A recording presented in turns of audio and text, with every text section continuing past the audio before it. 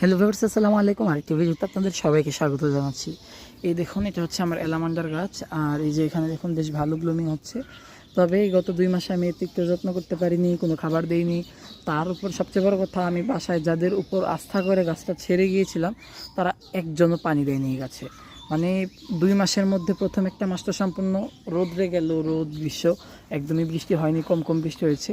সেই কারণে কিন্তু পানি না দেওয়াতে এই যে দেখুন গাছের পাতাগুলোর কী দুরবস্থা হয়েছে। আর লাস্ট 2-1 দিনও কিন্তু বেশ রোদ গিয়েছে, তখনও বৃষ্টি মানে পানি দেওয়া হয়নি, বৃষ্টি হয়নি বিদায়।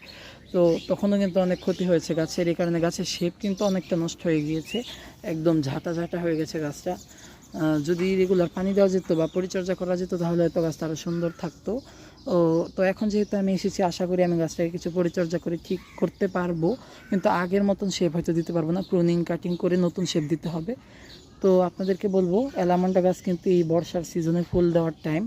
তো আপনারা অবশ্যই আগে থেকে এই জিনিসটা খেয়ালে রাখবেন প্রত্যেক বছর, যাতে বর্ষার সময় বেশ ভালো ফুল পান। ধন্যবাদ সবাইকে। আসসালামু আলাইকুম।